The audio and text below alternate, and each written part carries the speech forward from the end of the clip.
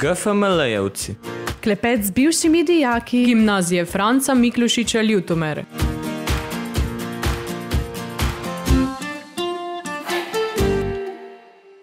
Pozdravljeni v še eni epizodi našega podcasta GFML-jevci.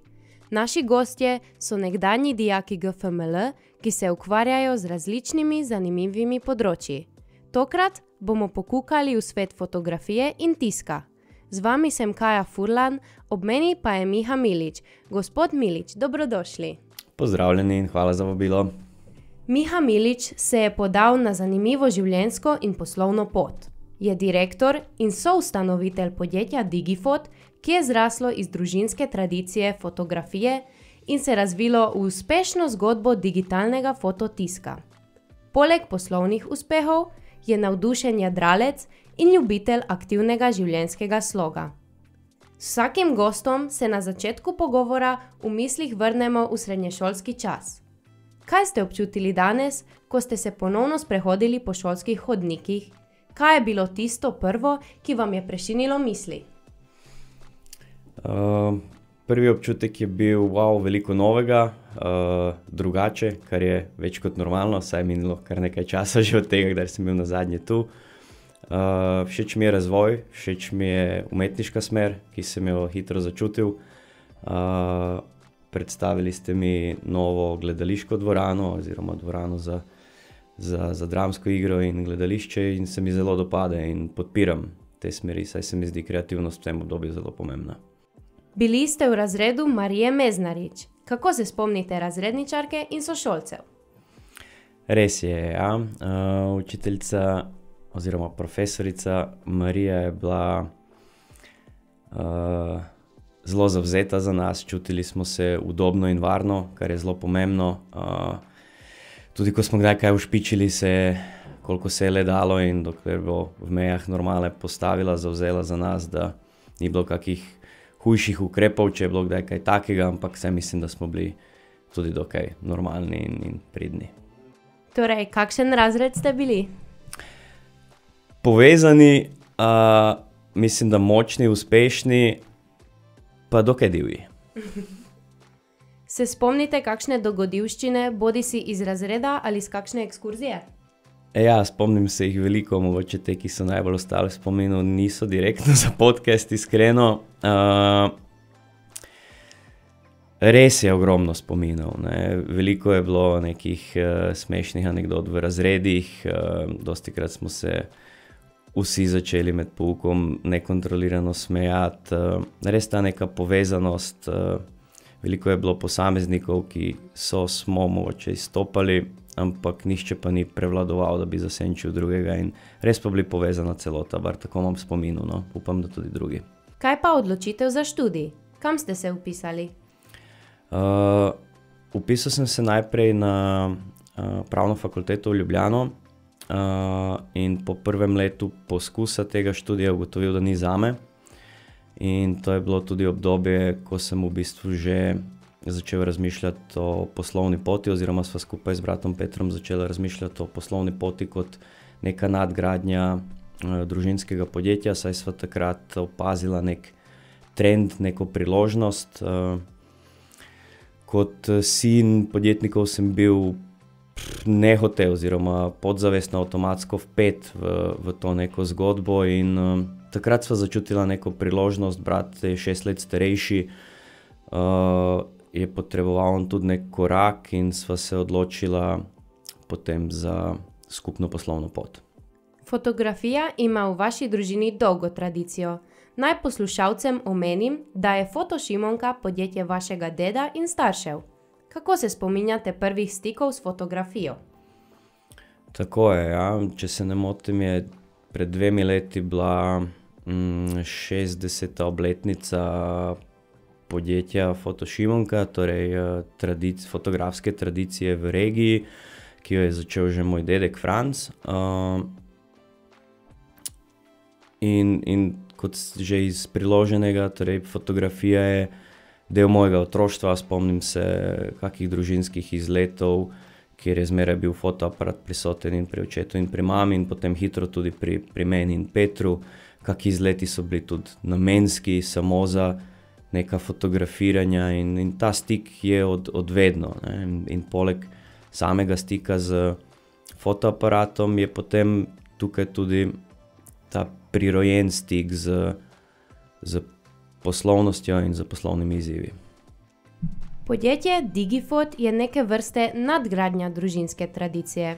Kdaj in kako je dozorela ideja, da podjetje popeljete v smer digitalnega fototiska?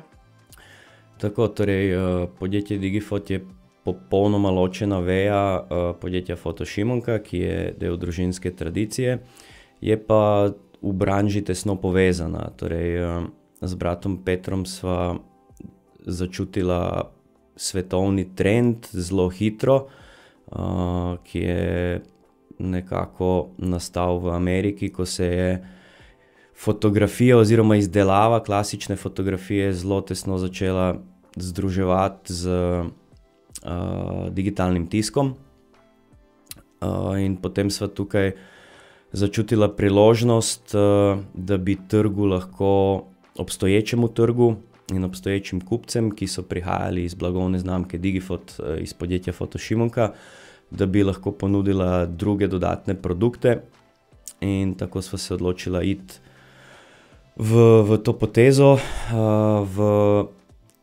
v investicijo s pomočjo družine in zaledja družine, v nabavo strojne opreme, ki je transformirala nekako branžo, in smo poleg izdelave klasičnih fotografij trgu ponudili izdelavo novih produktov z glavnim paradnim konjem fotoknjige. Zanimivo. Kakšen odnos imamo pa danes ljudje do fotografij?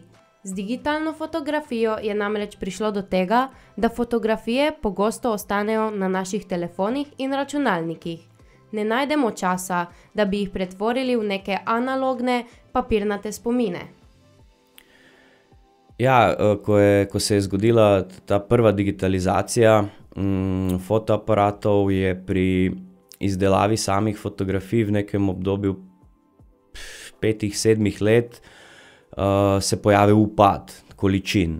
Se pravi, nekoč so se razvijali filmi, družina je šla na morje, vzela sabo 1 do 3 filme, te posnetke je zajela in potem se je to pri fotografih razvilo. Na kar je prišla digitalizacija, so se te količine povečale, fotografije nastajalo več, zajema istih kadrov tudi po večkrat, ampak potem v nekem obdobju so ljudje to nehali razvijati, saj so imeli občutek, da imajo to nekje shranjeno in da je ta digitalni zajem tega in ta digitalni spomin dovolj. Na kar po nekem obdobju, kot sem omenil, mogoče 6, mogoče celo 10 let, so ljudje ugotovili, da to ni isto, da imaš ti posnetek na računalniku, ne pogledaš ga, ko ga rabiš, ne prideš do njega, kaj šele, če ti se pokvari, crkne.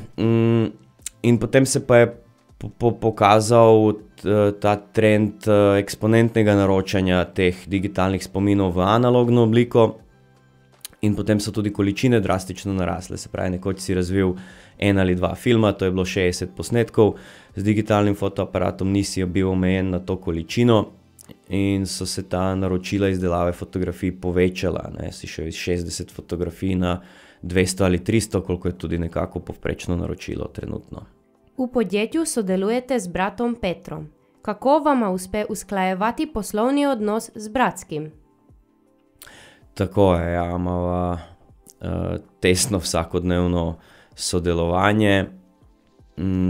Moram povedati, da se nama je v letih zelo dobro razvil in spostavil ta odnos. Morda sva na začetku imela kakšne izzive, sva karakterno zelo drugačna.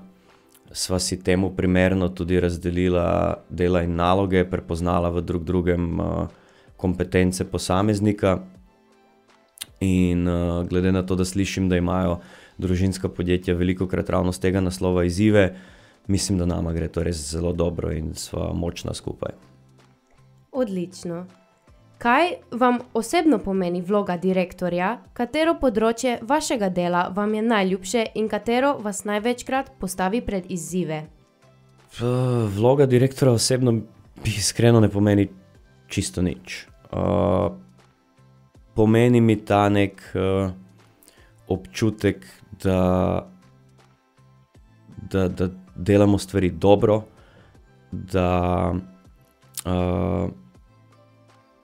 so sodelavci, ki so z nami, koliko se le da zadovoljni, da poskušamo biti neka stalna ekipa, da smo spoštljivi, pošteni drug do drugega in da smo zadovoljni na delovnih mestih, saj preživimo veliko časa oziroma večino dneva skupaj. Ne. Katero področje pa vam je najljubše?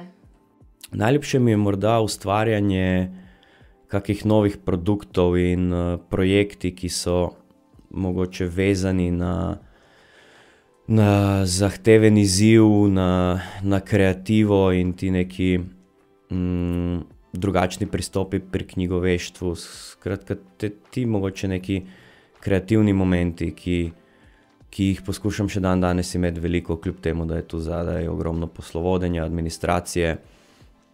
Sem zelo rad vpet v proizvodnjo in poskušam biti tudi v njej veliko. Torej ste kar kreativni? Mislim, da. Oziroma ja. Storitve, ki jih ponujate in kakovost, ki jo dosegate z izdelki, zagotovo presegajo slovenski trg. Razmišljate o širitvi na tuje trge? Hvala za pohvale. Velikokrat se tega tudi ne zavedamo, ker smo zelo vpeti v vsak dan. Je pa to res bilo prepoznano, tudi v tujini. In ja, že letos v bistvu, mislim tudi letos, imamo predvideno eno širitev na hrvaški trg, za katero se že 2 leti pripravljamo. Smo pa drugače že prisotni na tujih trgih, prisotni so na madžarskem trgu in v Romuniji. Zanimivo. Verjamem, da delo v tako perspektivnem podjetju zahteva celega človeka. Prebrala sem, da prosti čas radi preživite z družino in v naravi. Deskate na snegu, jadrate. Kaj vam pomenijo te aktivnosti? Zelo veliko. To je ta neki balans, ki ga poskušam obdržati skozi, niti ne bi rekel poslovno pot, ampak skozi življenje. Poleg omenjenega in naštetega, kar mi pomeni zelo velik ventil oziroma sprostitev, je pa tu še seveda družina, ne? In potem poskusiti to balansirati znotraj udobja vseh. Mislim, da je največjih izzivov, ampak imam občutek, da mi gre kar dobro, glede na to, da sem zadovoljen in imam občutek, da tudi ostali okoli mene. Je težko usklajevati službene obveznosti in prostočasne aktivnosti? Težko. Zato, ker želja je, možnost pa ni zmeraj. Včasih celo začutiš, da telo rabi, da zahteva odklop, pobeg.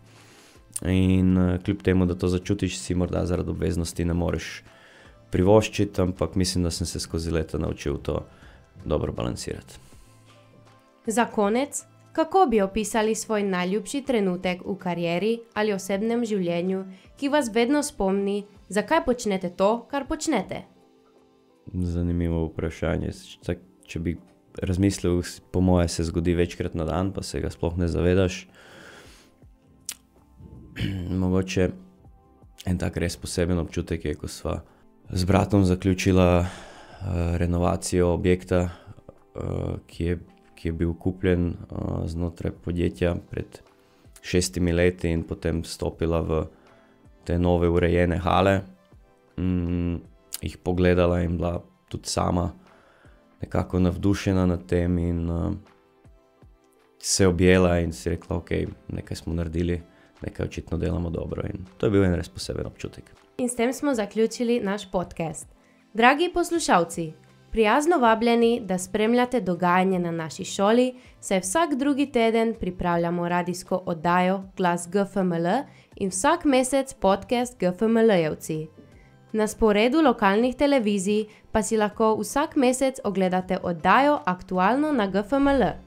Vse te vsebine in tudi današnji pogovor najdete na naši spletni strani www.gfml.si. Se slišimo v novi epizodi naslednji mesec. Širite dober glas o nas. priporočajte nas prijateljem, sorodnikom, znancem, komurkoli. Adijo! GFML-jevci. Klepet z bivšimi dijaki. Gimnazije Franca Miklošiča Ljutomere.